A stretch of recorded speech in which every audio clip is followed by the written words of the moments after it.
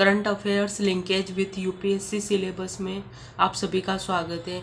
आज के इस सेशन में हम 22 अगस्त के इम्पोर्टेंट करंट इवेंट को हमारे यूपीएससी सिलेबस के साथ लिंक करने की कोशिश करेंगे। मेरा एक मैसेज है कि जो भी यूपीएससी 2024 के जो स्टूडेंट्स हैं, जो अभी बिगनर्स हैं, उनको ये सेशन देखना चाहिए, ये वीडियोस कंटिन्यू रखने चाहिए। इससे आपको जो मेंस की जो प्रिपरेशन है उसको एक डायरेक्शन मिलेगी और आप आपके पास में भी पर्याप्त टाइम है, तो आप अपने माइंड को यूपीएससी मेंस की जो डिमांड होती है उसके अकॉर्डिंग सेट कर पाएंगे।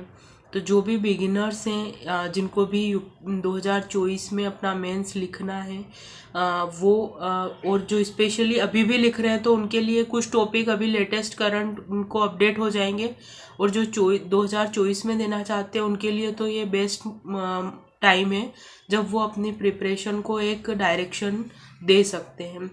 तो आपको अपने यूपीएससी सिलेबस को ध्यान में रखना है। यूपीएससी सिलेबस जो मेंस का स्पेसिफाई किया गया है उसको अपने माइंड में क्लियर रखना है हमेशा, और जो भी चीज़ें ओवरऑल होलिस्टिक वे में देखने की कोशिश करना है। यहाँ पे आपको सारे इम्पोर्टेंट जगह से डाटा कलेक्ट करके दिया जाएगा।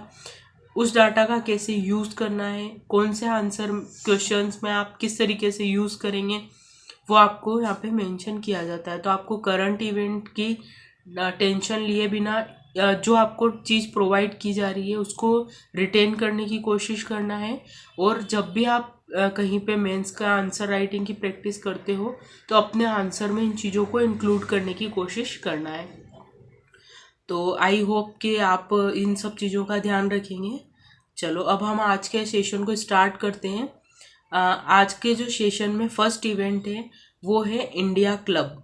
आपने सुना होगा कि इंडिया क्लब को अभी बंद करने की बात हो रही है। इंडिया क्लब कहाँ है? तो ये लंदन में स्थित है। अब ये न्यूज़ हमारे लिए क्यों इम्पोर्टेंट है? क्योंकि इस इंडिया क्लब का हमारा जो स्वतंत्रता संग्राम का जो पूरा पीरियड रहा है, 1857 से लगा के 1947, वो जो पीरियड हमारा है वो सिलेबस में मेंशन है। और ये जो क्लब है ये 1933 में इस्टेब्लिश किया गया था, भारत की स्वतंत्रता दिलाने के लिए ब्रिटेन में, यानी ये लंदन में स्थित है। और जो कृष्ण मेनन है वो इसके संस्थापक सदस्यों में से एक थे। तो इसका न्यूज़ में आना हमारे लिए इसलिए इम्पोर्टेंट है कि अब ये एक इम्पोर्टेंट टॉपिक है हमारे मेंस एग्ज़ाम के लिए भी और as well as pre exam के लिए भी। तो जो मेंस में क्वेश्चन बनेगा वो पेपर फर्स्ट से में पूछा जाएगा। इसका स्वतंत्रता संग्राम एक टॉपिक है उसमें, और फिर महत्वपूर्ण व्यक्तित्व, क्योंकि कृष्ण मेनन का इसमें नाम आया है तो महत्वपूर्ण व्यक्तित्व वाले में भी ये क्वेश्चन फ्रेम हो सकता है। तो मेरे को जहाँ तक लगता है वहाँ पे इसमें से क्वेश्चन अगर बनता है तो वो सिर्फ इंडिया क्लब को लेके नहीं बनेगा। इसमें क्वेश्चन फ्रेम होने की पॉसिबिलिटीज़ ऐसी है कि स्वतंत्रता आंदोलन में विदेशों में स्थित जितने भी विदेशों में भारतीयों द्वारा स्थापित जितने भी संस्थान थे उनकी क्या भूमिका रही है, इस टाइप से रिलेटेड क्वेश्चन पूछे जा सकते हैं। तो आपको ये इंडिया क्लब की डिटेलिंग कंप्लीट करनी है। जितने भी विदेश में संस्थाएं खोली गई थी, बहुत सारी संस्थाएं अलग अलग जगह पे, अमेरिका में भी खुली थी, जर्मनी में, ऐसे करके अलग अलग जगह पे हमने कुछ संस्थाएं खुली थी। तो आपको किसने खोली थी, कब क्या हुआ था, वो पूरा पार्ट आपको अपने प्रिपरेशन के लिए कवर करना है। नेक्स्ट है फाइनेंशियल इंक्लूजन, वित्तीय समावेशन। इस टॉपिक के बारे में हम कई दिनों से, काफ़ी 2-3 दिनों से बात कर रहे हैं, क्योंकि इस टॉपिक की शुरुआत हुई थी जनधन अकाउंट से, जहाँ पे प्रधानमंत्री ने कहा था कि अब जनधन अकाउंट की संख्या 50 करोड़ हो गई है। वहीं से इस टॉपिक की शुरुआत हुई है और अब ये एक ब्रॉड रूप लेता जा रहा है। तो आपको वित्तीय समावेशन जो टॉपिक है उसकी अच्छे से तैयारी करनी है, और इसी से लिंक होके जनधन योजना जिसके बारे में बात शुरू हुई थी, जिससे ही बात शुरू हुई थी, उसके बारे में भी आपको प्रिपेयर रहना चाहिए। जनधन योजना पे भी डायरेक्टली क्वेश्चन पूछा जा सकता है, तो आपको उसके एस्पेक्ट में उसकी जो कमियां हैं, उससे क्या क्या बेनिफिट्स हुए हैं, वो तो करना ही है। और वित्तीय समावेशन के लिए गवर्नमेंट क्या प्रयास कर रही है, या दोनों को मर्ज करके भी क्वेश्चन आ सकता है कि वित्तीय समावेशन में जनधन योजना कितनी सार्थक है, इसका आलोचनात्मक परीक्षण कीजिए। तो वहाँ पे आपको ये टॉपिक और इसको देखना है। तो ये जो है वो पेपर 2 के साथ लिंक होगा। पहले तो केंद्र व राज्य द्वारा जनसंख्या के अति संवेदनशील वर्गों के लिए कल्याणकारी योजनाएं और इन योजनाओं का कार्य निष्पादन, इसके साथ। और पेपर 3 में जो समावेशी विकास दिया हुआ है उसके साथ लिंक होगा। अब हम यहाँ पे कुछ जो डेटास दिए हुए हैं उनको डिस्कस कर लेते हैं, ताकि हमको हमारे आंसर को लिखने में हेल्प मिल सके। और अलग अलग जब हम एस्पेक्ट लिखेंगे तो वहाँ से की पॉइंट हम न्यूज़ से उठा लेते हैं। तो सबसे पहले इसमें वही न्यूज़ है कि 50 करोड़ अकाउंट हो गए, ये हमने पहले भी देख लिया था। नई बात ये इसमें है कि वित्तीय समावेशन को ये प्रशस्त करती है। तो अब वित्तीय समावेशन की डेफिनेशन आप जब आंसर वित्तीय समावेशन का आता है तो कैसे वित्तीय समावेशन की डेफिनेशन देंगे, उसका एक एग्जाम्पल देखिए। वित्तीय समावेशन एक ऐसी प्रक्रिया है जिसके द्वारा सरकार आम आदमी को अर्थव्यवस्था के औपचारिक माध्यम में शामिल करती है। अब इस डेफिनेशन की खूबसूरती ये है कि ये सबसे सरल शब्दों में लिखी गई है, सबसे कम शब्दों में है और आसानी से समझ में आने जैसी, ताकि कि इधर उधर आपको भटकाव नहीं हो। तो इस तरीके की डेफिनेशन को आपको अपने आंसर में इंक्लूड करना है। इसमें आगे कुछ फैक्ट्स दिए हुए हैं, जैसे बैंक जो हैं, बैंकों ने अभी एक नवीनतम रिपोर्ट दी है जिसके अनुसार वित्त मंत्रालय के अनुसार 50 करोड़ जनधन खाते हैं, उसमें से 56% खाते किनके हैं, महिलाओं के हैं। तो किस तरीके से जनधन अकाउंट महिलाओं के सशक्तिकरण में हेल्प कर रहा है ये इसमें बताया गया है। तो जब वुमन जो एम्पावरमेंट की बात आएगी वहाँ इस डाटा का यूज़ होगा, और जहाँ पे इस तरीके से वित्तीय समावेशन की बात आएगी तो उसके बेनिफिट में हम इस डाटा का यूज़ कर सकते हैं। तो दोनों तरह से काम आएगा।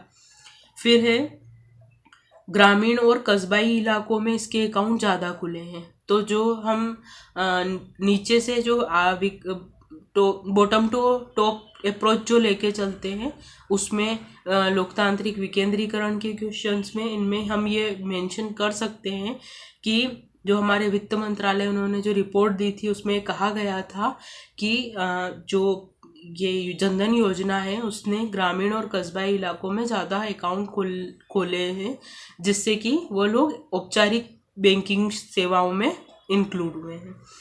तो इसमें फिर ये और ऐसे जो अकाउंट है जो ग्रामीण और कस्बाई इलाकों में खुले हैं वो है 67%। तो ये बहुत ज़्यादा बड़ा है जो परसेंटेज है, तो आपको इसको अपने आंसर में इंक्लूड करना है। फिर इससे एक और बेनिफिट, फर्स्ट बेनिफिट हो गया महिला सशक्तिकरण। सेकेंड बेनिफिट हो गया कि हम जो ग्रामीण जो रूरल एरियाज़ हैं और जो अर्ध शहरी जो एरियाज़ हैं उनको हम सारे को समावेशी विकास में शामिल कर पाए हैं या उनको औपचारिक बैंकिंग सेक्टर में लेके आए हैं। थर्ड इसका है कि भ्रष्टाचार रोकने में ये सहायक हुआ है। क्यों? क्योंकि इसने डीबीटी को बढ़ाया है, डायरेक्ट जो हस्तांतरण होता है, बेनिफिट ट्रांसफ़र होता है अलग अलग योजनाओं का, इससे वो बढ़ा है। और उसके बढ़ने से कहीं ना कहीं भ्रष्टाचार में कमी आई, क्योंकि सारी चीज़ें पारदर्शी हो गई हैं। तो इसका एक लाभ ये हो गया कि इसने भ्रष्टाचार रोकने में सहायता की है। फिर नेक्स्ट है इसका वही सक्रिय जनधन खातों की संख्या 3 साल में। अब इसके चैलेंजेस के बारे में बात करते हैं। तो फर्स्ट चैलेंज ये है कि इसके जो जितने अकाउंट खुले थे उसमें अब जो एक्टिव अकाउंट्स हैं उनकी संख्या 5% कम हो गई, मतलब अब लोग उसमें ट्रांजेक्शन कम कर रहे हैं। फिर दूसरी बाधा इसके साथ में ये है कि जागरूकता में कमी है। लोगों के बीच में अकाउंट तो उनके खुल गए हैं लेकिन उनको किस तरीके से यूज़ करना है वो उनको नहीं आ पाता है, और वो नहीं आने से वो फिर से वापस साहूकारों की ओर लोन लेने के लिए आगे बढ़ गए हैं। फिर नेक्स्ट है जो बैंक है उनको इसके मेंटेनेंस की जो कॉस्ट है वो ज़्यादा लग रही है, क्योंकि एक्टिव अकाउंट कम होने से पेमेंट कम आ पा रहा है, जिससे कि उस पेमेंट का रोटेशन, क्योंकि बैंक जो है वो पेमेंट जो भी लेते हैं उसको फिर से ऋण के लिए उपलब्ध कराते हैं। तो अगर रोटेशन नहीं बनेगा तो वो जो अमाउंट है जो उनके पास में जो उनको मेंटेनेंस करना है इन अकाउंट्स का, वो उनके लिए एक तरीके से बर्डन बन जाता है। तो अभी जो बैंक हैं उनके सामने यही आ रहा है कि लागत बढ़ती जा रही है, जिससे वो इसको मेंटेन नहीं कर पा रहे हैं। और फिर नेक्स्ट है इसमें जो इसके रूल्स रेगुलेशंस होते हैं वो बदलते जाते हैं। जैसे इसमें लगने वाले समय और निरंतर बदलते नियम बैंकों के लिए एक चुनौती बने हुए हैं। मतलब अगर हम बार बार नियम चेंज करते हैं तो बैंक उनको मेंटेन नहीं कर पा रहे हैं। फिर है पिछले साल में राज्यसभा में वित्त मंत्री ने कहा था कि देश में जितने जनधन खाते खोले गए हैं उनमें 10.79 लाख डुप्लीकेट खाते हैं। एक और चैलेंज ये है कि डुप्लीकेट अकाउंट्स बहुत ज़्यादा, एक व्यक्ति के नाम पे अलग अलग 2 या 4 5 अकाउंट्स खुले हुए हैं, मल्टीपल अकाउंट्स खुले हुए हैं। तो वो उससे क्या होता है कि जो टारगेट जो पब्लिक है उस तक वो बेनिफिट नहीं पहुंच के दूसरे लोगों में वो चीज़ ट्रांसफ़र हो जाती है। तो ये भी एक इसका बड़ा चैलेंज है।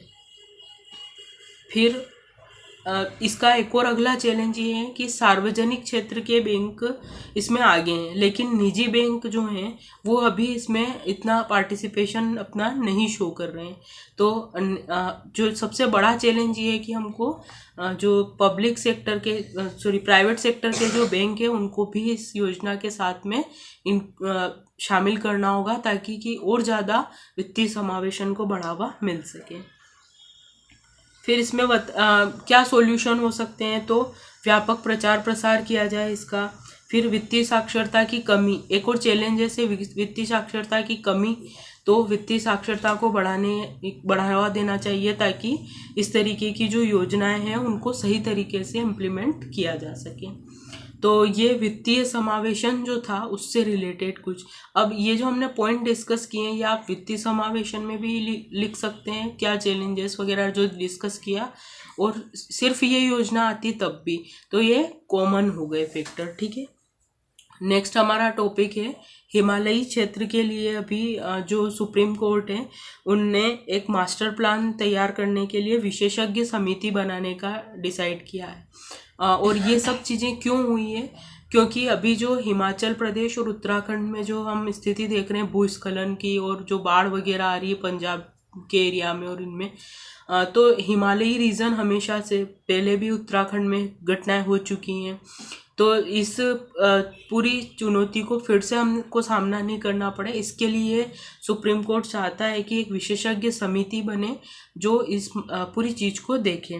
तो ये अभी विशेषज्ञ समिति, ये जो हम इवेंट डिस्कस कर रहे हैं, इसको आप अपना जो भूस्खलन का जो क्वेश्चन आएगा, और डेफिनेटली ये क्वेश्चन आने वाला है इस बार, तो आपको उसमें उपाय के तौर पे लिखना है कि एक विशेषज्ञ समिति बनानी चाहिए जो कि हमको हिमालयी क्षेत्रों के बारे में जानकारी प्रोवाइड कराए और उसके बारे में हम बेहतर नीतियाँ बना सकें।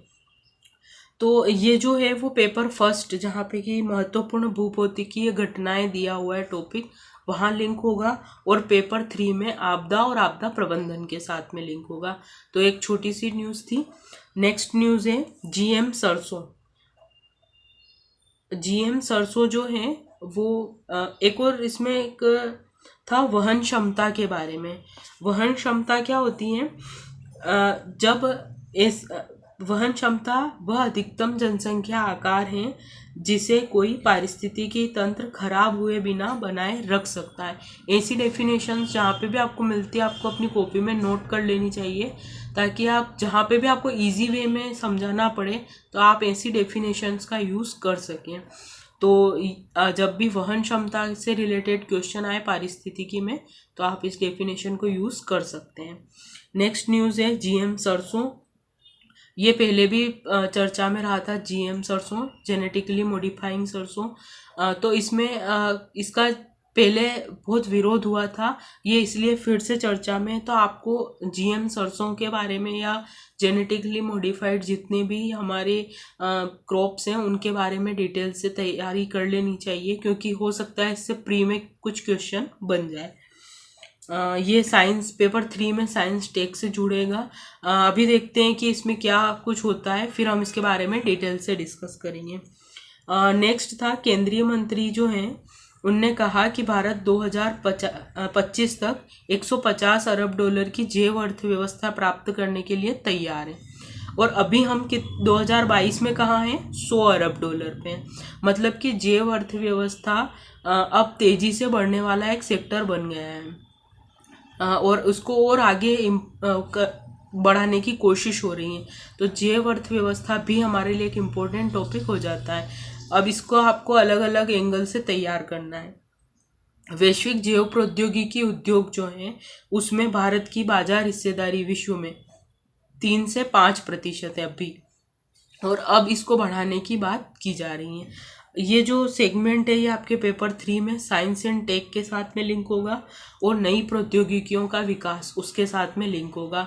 तो ये जितनी भी जेनेटिक मॉडिफाइंग जो फसलें होती हैं, जो भी हम जैव प्रौद्योगिकी में हमारे जो जितने भी विकास हो रहे हैं, जो भी हम डेवलपमेंट करते हैं, नई टेक्नोलॉजी लेके आते हैं, जितना भी एस्पेक्ट्स होते हैं वो आपको कवर करने हैं ताकि जैव प्रौद्योगिकी का जो टॉपिक है आपका वो कवर हो सके। और ये हो सकता है कि आगे और थोड़ा रूप ले और फिर इम्पोर्टेंट रूप ले ले।